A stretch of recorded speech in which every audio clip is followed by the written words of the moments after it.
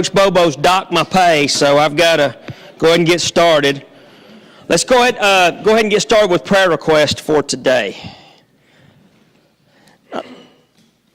I don't know if any of y'all know Eric Duke.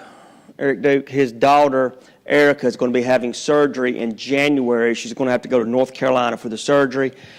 So y'all just make sure to keep her in your prayers. So Eric Duke's daughter Erica. We appreciate the prayers y'all pray for my family, and y'all remember us tomorrow. It'll be a tough day. Zach's doing the funeral, and Angie and Jenny's going to try to sing, so y'all just, and of course, my brother and the girls in your prayers. Yeah, I've talked to him a couple of times, and just, I don't know. You know, when you're running around at 16, 13, 14 years old, kids, you never think about days like this. So y'all keep him in your prayers. Y'all just keep him in your prayers. Anybody else? Erica has surgery today. Be great. Okay. Thanks to your wife. She knows not to tell me nothing. She's afraid I'll tell her on call and tell her something. Anybody else? I need y'all to pray for a situation. Y'all know Zayla that used to come with me all the time to church, my granddaughter. Yeah. I haven't got to see her in over 16 months, and I had to get an attorney. Okay. Try to get visitation. Okay. God's Absolutely. What's her name again? Zayla Carmen. Okay. Anybody else?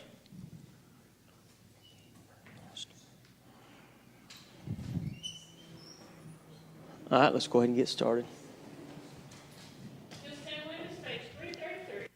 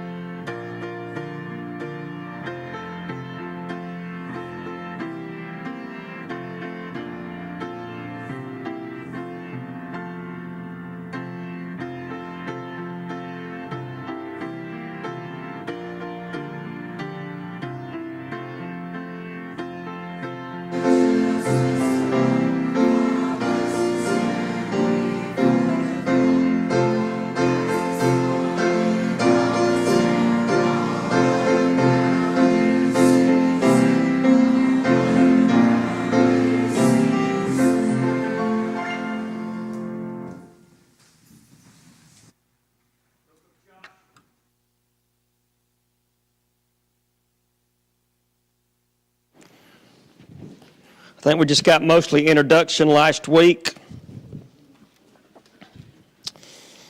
Starting with Joshua chapter 1. Moses is dead. That is the very first, one of the very first sentences in the book of Joshua. Now, after the death of Moses, It's very important that you understand that. It is not that the law is dead, because the law is still being practiced. It is a new beginning, is what it basically means when it talks about Moses is dead. Everybody knows the story about the children of Israel going 40 days to 12 spies. Everyone should know that story, going into the promised land, staying 40 days. They come back, they've got all this evidence of how wonderful the promised land is. Joshua and Caleb are the two that says we can take it. The other 10 says we cannot take it. And then they are cursed for 40 years to wander in the wilderness. So after that curse is over, after that generation dies in the wilderness, a next generation is brought up to finish the task that should have been finished 40 years prior. So now it tells us that that generation, along with Moses, is now gone. And now it is time for another generation or another group to carry on this task. It would have been very simple for the children of Israel to stay basically on the east side of Jordan and never to cross over. But on the west side of Jordan is where the blessings are. The east side of Jordan is basically to be content. And we'll kind of go over that. Some of this is going to be familiar to you. I've touched on it a few times, but we've never really studied in depth the book of Joshua. And it is a book of thanksgiving. It is a book of blessing. It is a book of hope. And I know coming up next Thursday, we're all going to be celebrating a day when we gather around a table and we think about how good God has been to us. That's what is called Thanksgiving. And let's start now in chapter 1, verses 4. Chapter 1, verses 4. It tells us, it says, well, let me back up to verses 2 real quick. It says, Moses is dead. Now therefore arise, go over to Jordan, thou and all these people into the land that I do give them unto the children of Israel. And it tells us in verses 3 and 4, every place the sole of your foot shall tread upon, that have I given unto you, as I said unto Moses. This is reestablishing the covenant that God had made with Moses. And it is a reestablishing the covenant that he also made with Abraham. It is not a new covenant, it is a reestablishment of a covenant. And he tells us, he says, from the wilderness and this Lebanon, even unto the great river, the river Euphrates, and all the land of the Hittites, and unto the great sea, the great sea is going to be the Mediterranean, toward the going down of the sun shall be your coast. So essentially, if you look at a map of Israel, that is what he is describing. He's describing modern-day Israel. And he is telling them every place, verses 3 and verses 4, is going to be your land, every place that you touch. You do not have to buy this. It is going to be given to you. Now, it says in verses 5, there shall not be any man able to stand before thee all the days of thy life. I was with Moses, and I will be with you. So just like, and you can add other names into this. You got Abraham, you got Isaac, you got Jacob, you've got Moses. You've got also Noah, you've got David, you've got Solomon, you've got Elisha, Elijah. These words can be spoken not only to Joshua, but it can be spoken to those patriarchs of the Old Testament, and also can be spoken to us today. Because again, there's going to be 3 verses, and if you was not here last week, these are 3 verses I want you to highlight or to underline. It's going to be verse 6, 7, and 9. Verse 6, 7, and 9 are the key verses that you find in the book of Joshua. And it says, therefore, verses 5, shall not any man be able to stand before thee all the days of thy life. I was with Moses, I'm going to be with you. I will not fail thee nor forsake thee. These are comforting words. These are words that can be used in any type of distress or trouble. Now, I know in people's lives, when they go through a loss of a loved one, like with Kevin, a loss of a loved one, there is has to be a time of grief. There has to be a time of sorrow. There has to be a time of tears. There has to be a time of reflection. There has to be. People are wired different. and I want to make you understand this. A lot of people grieve in different types of ways. Some people, they grieve a few days and they're over with. Some people it's months. Some people it's weeks. Some people it's sometimes maybe years. But the one thing that God is going to tell Joshua, I will give you a time of grieving. I will give you a time of reflection. I will give you a time of looking. But now I want you to be able to go forth. And I believe those 40 years also was a time that God is going to give Joshua, and God is going to give Caleb, and God is going to give all those others that are going to cross into a promised land. Those 40 years, I believe, are also not only set aside for punishment, but it is also set aside for reflection. So for 40 years, they're wandering around in the wilderness, and the ones that are dying off and they're being buried, and then you have this new group that's coming up. And I'm sure that when these kids are tiny and they're birthed and they get old enough to start asking questions, and they start asking mom and dad, and they start asking Moses and Miriam and all these people, what are we walking around for? Why don't we stop, build houses, get some farmland, get some cows, horses, and build some schools, and let's just settle down. And I'm sure that when they would ask adults about this, they would probably tell them, well, there was a time 5 years ago, 10 years ago, 30 years ago, that we had a chance to cross over into the promised land. And then all of a sudden, we let people influence us and told us that we was not able to overcome the obstacles or the giants or the walls in that promised land. So this is why we are walking around for 40 years, okay? So now it is time to reestablish this covenant, because the covenant that was made to Moses is still true in Joshua chapter 1. It is still true in Matthew chapter 8. It's still true in Revelations. It's still true today. So that covenant is still, the land of Israel, it still belongs to the Jews. It will always belong to the Jews. So he tells them now, starting in verses 6, 7, and also 9, he's going to give them some words of encouragement, okay? They've had 40 years to think about this. They've walked and they've been and they've buried their loved ones, they've buried their friends.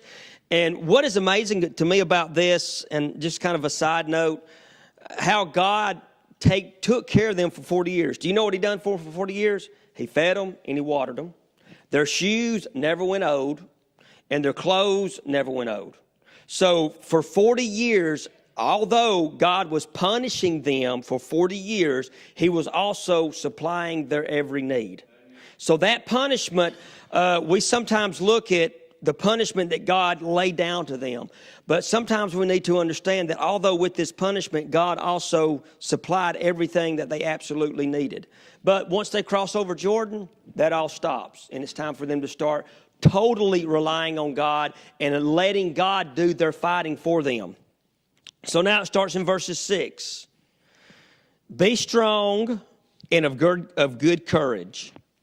Be strong and of good courage. Back in the book of Numbers, I believe it's in the book of Numbers, when they are told to cross over, check everything out, make sure everything looks great, and they say we can't do it. For 40 years, I'm sure that the children of Israel, the ones that are now being brought up, people like Caleb and people like Joshua, when these words come out of the mouth of God, be strong, be of good cheer. Those are words of encouragement. You remember when John the Baptist's father is in the temple, and everybody knows the story about when he comes in encounter with an angel. And the first words out of the mouth of an angel is what? Fear not. The first words out of the mouth of the angels when they come to the shepherds is what? Fear not. It's basically they're saying be of good courage, be of good cheer. Everything's going to be fine. And what is interesting about that fear not with the father of John the Baptist, in the 430 some odd years that you find between the Old Testament and the New Testament, it tells us that God did not speak to man at all. God did not speak. There was no visions. There was nothing. It was dark times for the Jews. And the first words that you hear out of the mouth of an angel sent by God to the father of John the Baptist is words of encouragement of, be not afraid. And the first words that comes out of the mouth of God when Joshua and them is about to cross over Jordan is this: be strong and of good courage.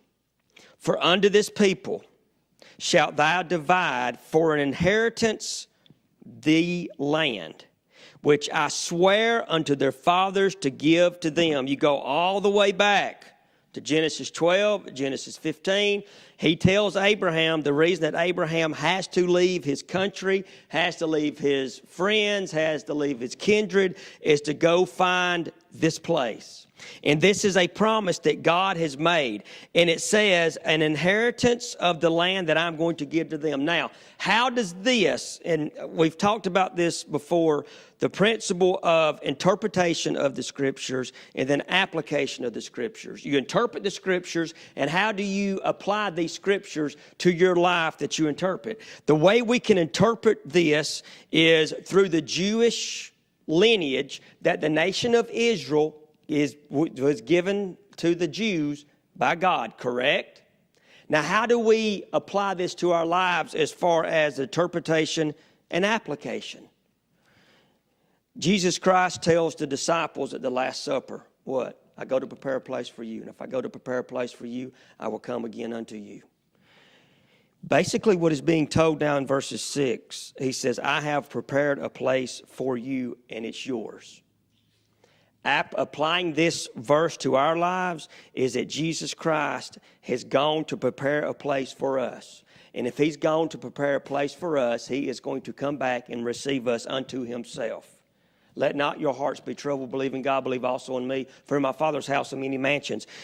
They are to be strong and be of courage. We can apply that to our lives now living in 2024 in the era that we're living in. Each and every day, we should be able to wake up and know that the same God that speaks this to Joshua chapter 1, verses 6, 7, and 9 is the same God that speaks that even to us today in 2024.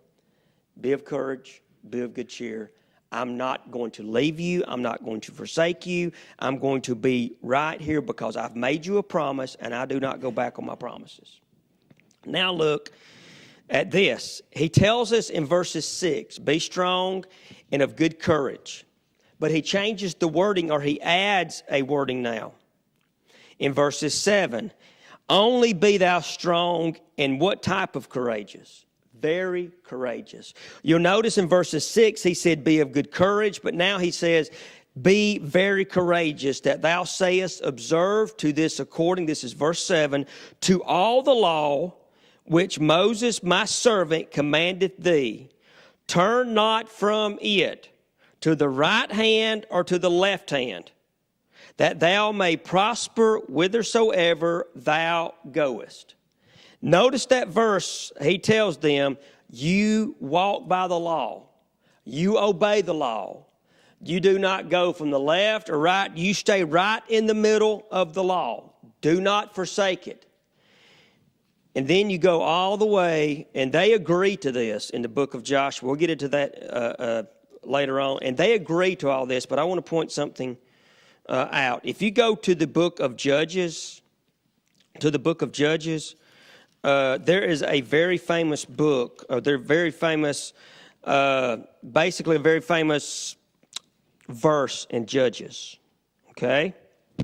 If you go to Judges chapter 2, verse 11, and this is not the only time this is mentioned, but in Judges chapter 2, verse 11, remember in the book of Joshua, God has just told them, okay, only 400 years passed between Joshua and you get to Judge. God tells them, make sure you follow the law. Do not deviate left or right. You do what I tell you to do. And they will agree to this later on, and we'll get into that. If you go to Judges chapter 2, verses 11, something happens. In the book of Joshua, it is all blessings. It is all covenants. It is all be of good courage, be of good cheer, be very courageous. I'm with you. I'm going to fight for you. And then just one book over, not even 30 pages. And the children of Israel did evil in the sight of the Lord. In the book of Judges, that's basically what that book is. You can find that verse peppered all throughout the book of Judges. And the children of Israel did evil on the side of the Lord. Children of Israel did evil on the side of the Lord. And God would raise up a deliverer. They would be under that deliverer for a few years, and then they'd go right back. You notice how quickly that they forget the goodness of God. We're the same way. We are the exact same way. And I've pointed this out several times. And there was a report that came out from the Barnum Group that said the closest, when they've started taking statistics, the closer America is always to God is either during a war or right after a war. That is when, if you look at the enlightenment of religion, basically, when churches are starting to, fill up and people start getting right with God, it is during a crisis. It is during a crisis. And, I've heard old-timers talk about World War II and how when their brothers would have to go off to war, their moms and dads would be out in the cotton fields and they would just pray to God, watch over Johnny, watch over Billy, bring them home safe, please, God, protect them. And the churches is full. You didn't have to go out and beg people to come to church. They showed up.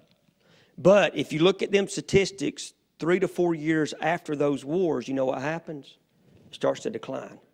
And then you pick back up into another war, guess what happens? It's an explosion of religion. And after, it's just up and down.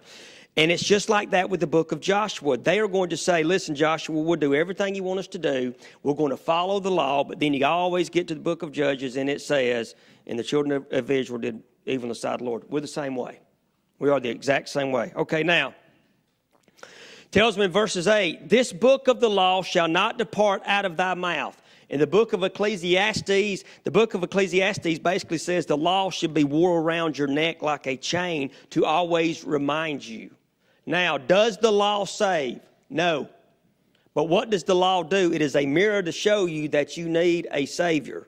The law tells you that you are not good enough to save yourself, or your righteousness cannot save yourself, or your works cannot save you. What the law basically does is show you how small you are and how big of a great God we serve.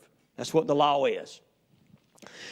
This book of the law shall not depart out of thy mouth. And what that is saying is make sure that you tell your children about God. You make sure you tell your children about Egypt. You make sure you tell your children about the plagues. You make sure you tell your children about the crossing of the Red Sea. But something happens in between Joshua and Judges. One generation tells it, the next generation does not.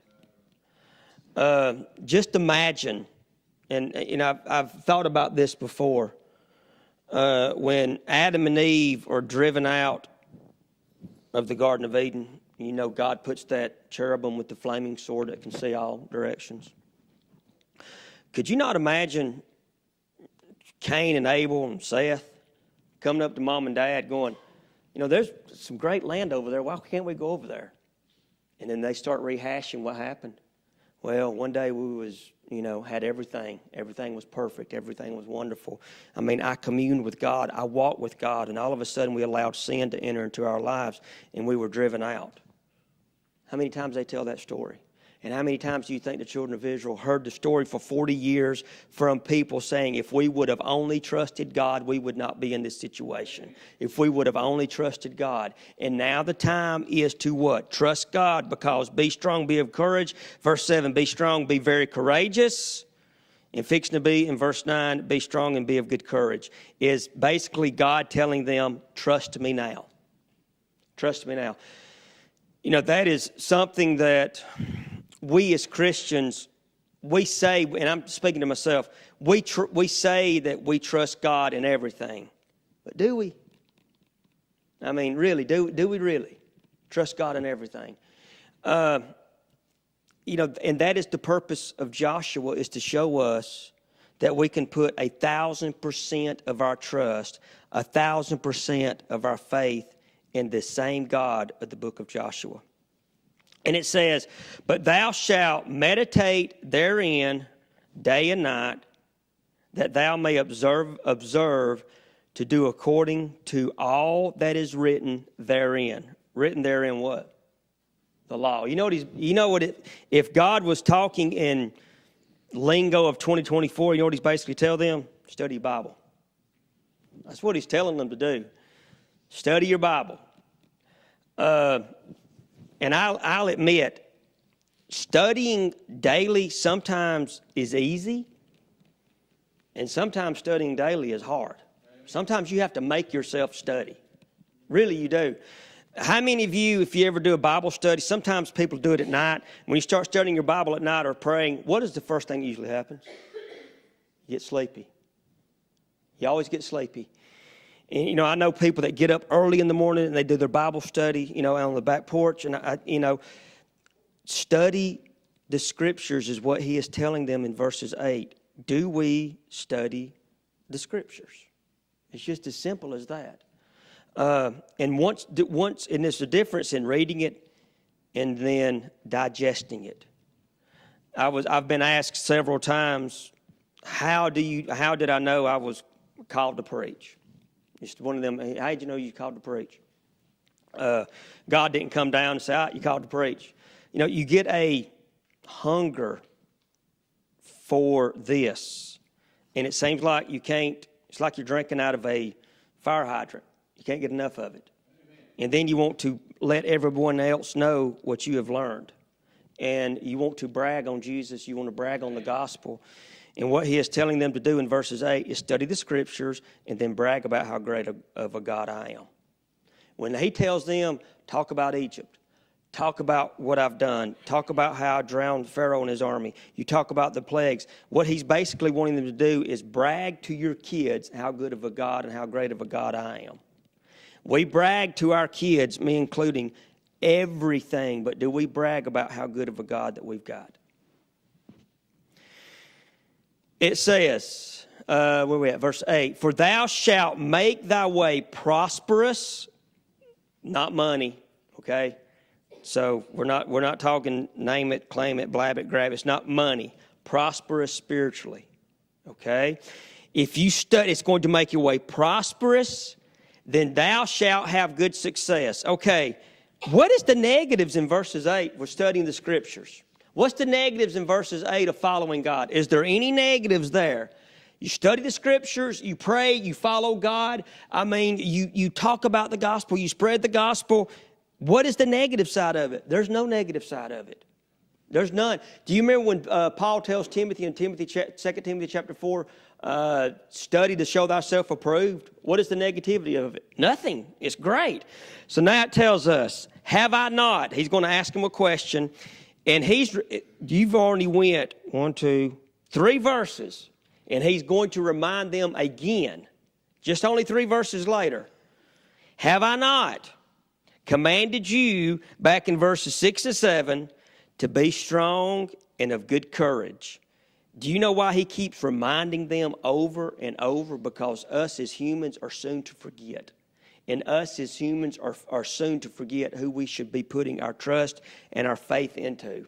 So he tells them in verses 6, I need to let them know. Verses 7, I need to remind them. Verses 9, I need to remind them again. When you was a kid growing up, how many times was you reminded to do something?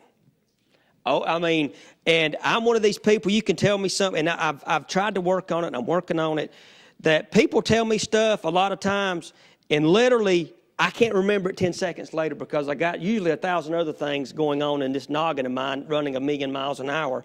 So God has to tell me constantly, be strong, be of good courage, be strong, be of good courage, be strong, be of good courage. He says, have you forgot what I've reminded you of? Abraham, Isaac, Jacob, have you forgot what I have reminded you of? He says, have I not commanded thee, not asked, not suggested, but I have commanded thee to be strong and be of good courage. Be not afraid, neither be dismayed. They've yet to cross over Jordan. They've not even put foot in water yet. They've yet to go to Rahab the harlot. They're just over there's the promised land. So here's your advice. Be strong, be of good courage, because it's fixing to be a fight. He says, have I not commanded, be strong, be of good courage, be not afraid, neither be thou dismayed. You can take verses 9, 6, and 7, and if they would have followed that 40 years prior, before sending, when those 12 spies in there, if they would have followed this advice, you would not have a majority of the Leviticus, Numbers, and Deuteronomy. Wouldn't be in there. Because they would have already crossed over. They wouldn't be that 40 years of wandering around. So if they would have, be strong, be of good, well, you say, well, God didn't tell them that. Yes, he did. He constantly reminded Abraham, listen, I've give you this. I've give you this. He constantly reminded Moses, I've given you all of this. Everything's going to be great. All right? Be strong, be of good courage, be not afraid, neither be thou dismayed. And you can say, unlike your ancestors was 40 years ago. Don't be like them. Okay? For the Lord thy God is with thee whithersoever thou goest. It's the same thing today. Wherever we go, God is going to be with us. We can rest assured that when everything around us falls apart and everything around us crumbles and it seems like the world is just going to pot, be strong, be very courageous, be not afraid, neither be thou dismayed. For one reason only. It's not government, it's not politics, it's not money. It is all about who? God. He says, everything in this life is about me, for the Lord thy God is with thee, whitherso thou goest. Then Joshua commanded the officers of the people, saying, time to move. You know, it gives them 10 verses. He gives them a pep talk. All right, guys, you ready? You get to verse 10, they're like, okay, let's go. Let's do this. We've thought about this for 40 years. Let's do this. Let's quit thinking. Let's quit dawdling around. Let's finally cross over Jordan and take what is ours. We as Christians, sometimes, and the life of a Christian is hard. The life of a Christian is difficult. The life of a Christian can be challenging. But the rewards far outweigh the negatives that we sometimes put upon this. You know, as Christians, I think that we shortchange ourselves. I think we really do. We serve God. And we've talked about this before. Our minds can never wrap around who we serve. That's who we serve. Somebody that stomped the dirt and then dust come up and he grabs the dust up, makes a man, breathes into it, and sets him down, and he's a living human. You know, we serve. And it tells us, I believe, I think it might be in Isaiah, that he uses the earth as his footstool. I mean, that's who we don't serve a feeble God. We serve big G God. The Lord thy God is with thee wherever you go. Joshua commanded the people and the officers, this is verse 10. Here we go. Pass through the host, command the people, saying, prepare your victuals, for within 3 days, it's amazing what happens in 3 days, isn't it? How long was Jesus Christ in the grave? How long was Jonah in the belly of the fish? A lot of things can happen in 3 days. Do you know it? A lot of things. He says, for within 3 days, you're going to pass over Jordan. No if, and, or buts. You're going to pass over Jordan to go into the possesses in the land which the Lord your God giveth to you to possess it. You are going over Jordan to get what God has promised you. In our lives, what has God promised us? Jesus Christ says when he's meeting with those disciples, peace I leave with you. Not the peace that the world gives, but my peace. I'm going to give you mercy. I'm going to give you grace. I'm going to give you a cross to carry. A cross to bear. You're going to have trials, you're going to have tribulations, but be of good cheer because I have what? Overcome the world. God has given us, Jesus Christ has given us so much. He has. And he says, you go possess what God has gave you. And the Reubenites and the Gadites And the half tribe of Manasseh spake to Joshua, saying, this is sad. And I've talked about this several times. They hear this wonderful speech from Joshua. They hear, be of good courage, be of good cheer, everything's going to be great. They hear basically this victory speech that they've given. The whole time, and if you want to write this down, you can, in the book of Numbers, chapter 32, verses 20 through 28. Book of Numbers 22. And it is also brought up again in Joshua chapter 22, verses 2 through 4. Okay? In the book of Numbers chapter 32, it doesn't talk about the tribe of Manasseh, the half tribe, but they are included in Joshua, so we can assume that they are also included in Numbers.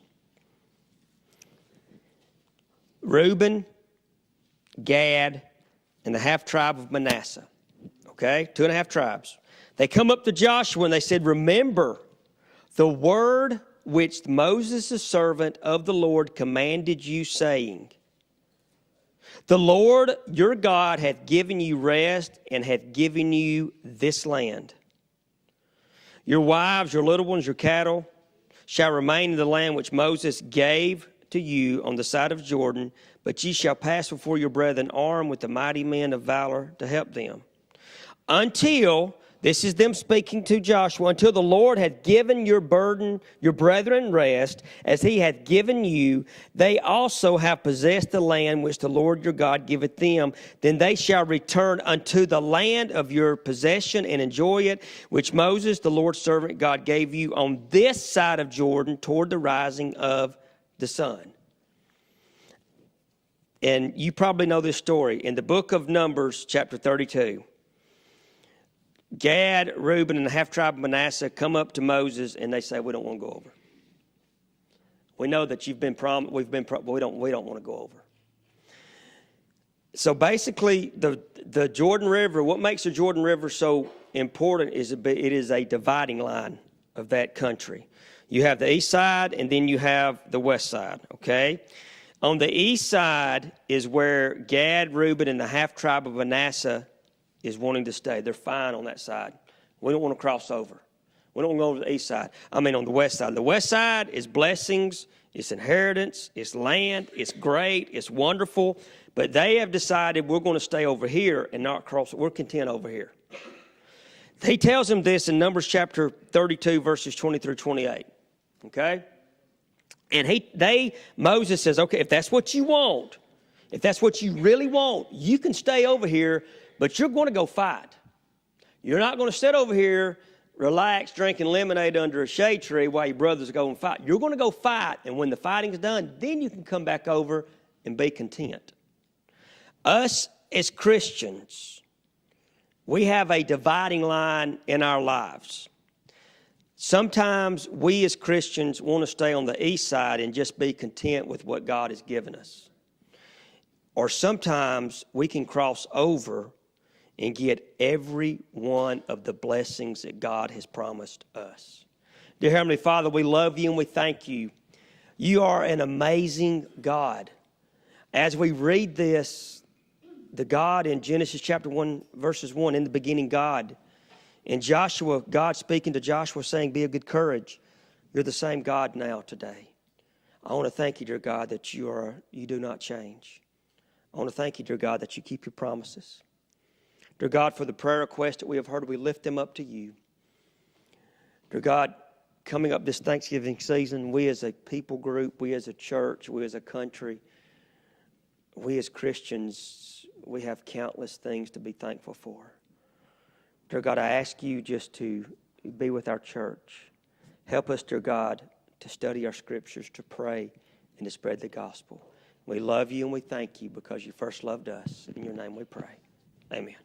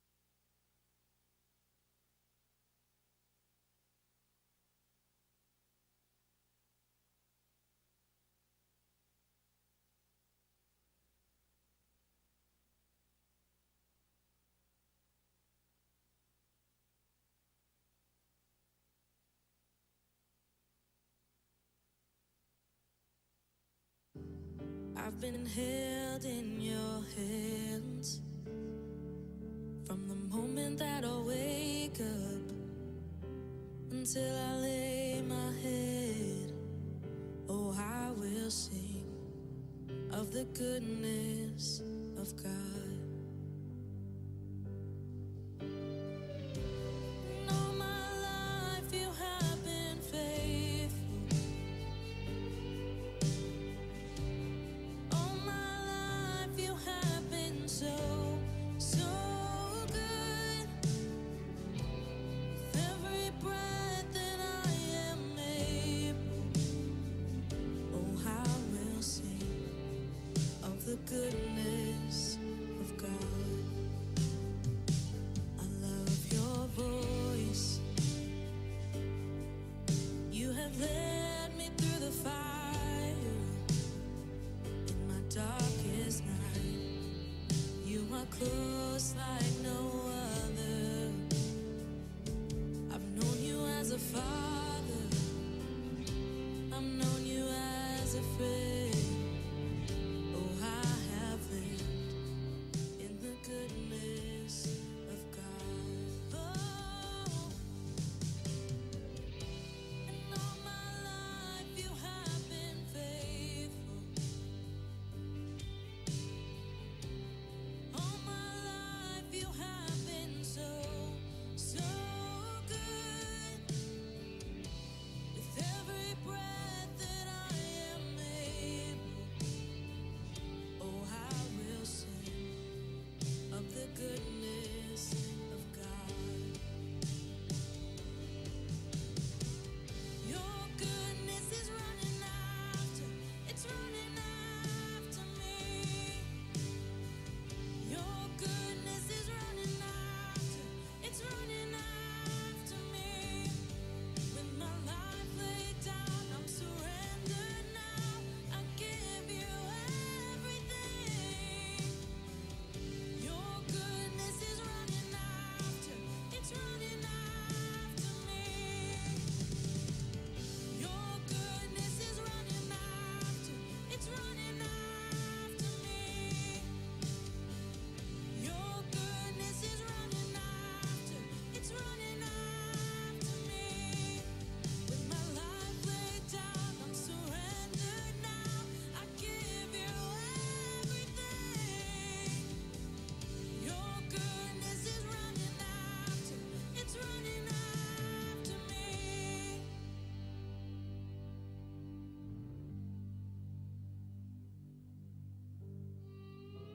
And all my